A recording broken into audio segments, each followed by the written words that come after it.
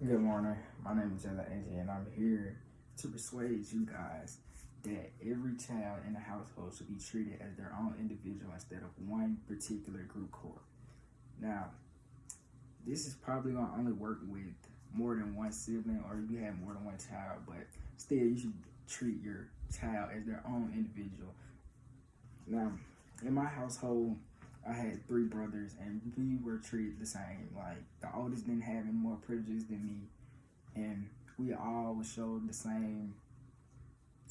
Let me see. We didn't have any leniency. We all mess up. We all go down together. So I mean, that's kind of fair, but at the end of the day, you're gonna see why it isn't, and why you should treat your kids unequally. But you can love them all the same. Now, in many cases, you may have heard that the older sibling comes with a little more privilege, or he's held to a higher standard than the younger sibling because they're older. In some other cases, you may have heard that parents would be more lenient to the younger kid because their mind hasn't fully developed than the older kid, even if they commit the same act. They might show more leniency to the younger kid. Now, I'm going to ask you a question.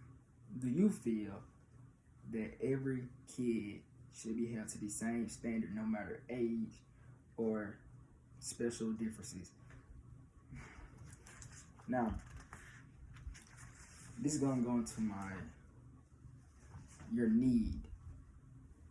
When every kid is held to the same standard, it can cause a strain on the parent-to-kid relationship. Like, it's not going to be the same. Like, the kid is going to feel some type of way because they're being held at a high standard where maybe as kids you're not ready for that standard that the parent is offering or giving. Also, when you hold all kids to the same standards, it can cause sometimes good kids be punished alongside bad kids. Like, the saying goes, if one mess up, then the whole crew go down. And that isn't fair. Now, in one of my sources by Christina May, she wrote a nice website on why you should treat your kids unequally. She said, my son is rambunctious and my daughter is the complete opposite. Mild-mannered, and doesn't cause many problems. Now, it wouldn't be fair if the son would get the daughter in trouble because he's being rambunctious and the daughter doesn't do nothing. That isn't fair. So, also, privilege should be given to kids who've earned them and should be kept by the same specific kid if they exemplify great behavior and continue that great behavior. Also, in one of my sources, Christina May also said that my son doesn't care about earning rewards for good behavior. Now, that kid doesn't deserve it. He doesn't care. He doesn't deserve it. But my daughter independently invests in her own rewards.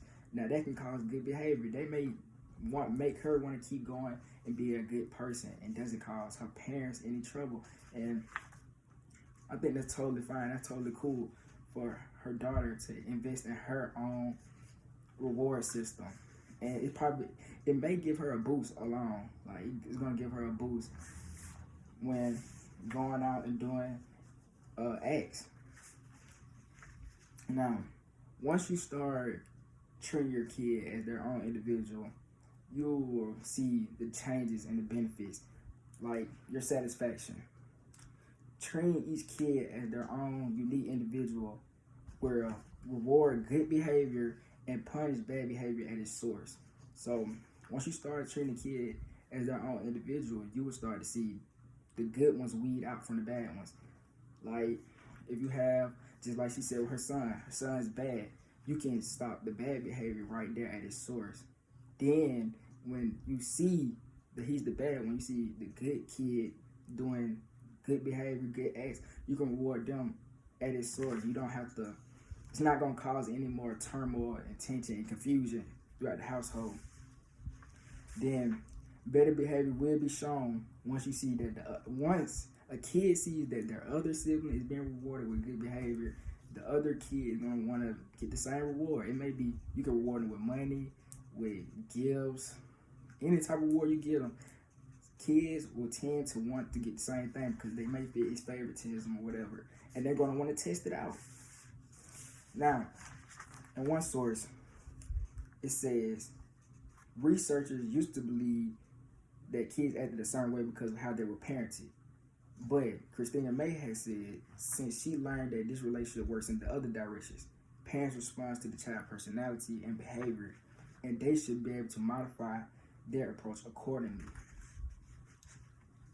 Also, on Enos P, he gave a great website, 4 Reasons to Never Treat Your Child the Same. He said children aren't born equal and they shouldn't be treated the same. Development skills can be helpful guidelines. Every kid isn't the same.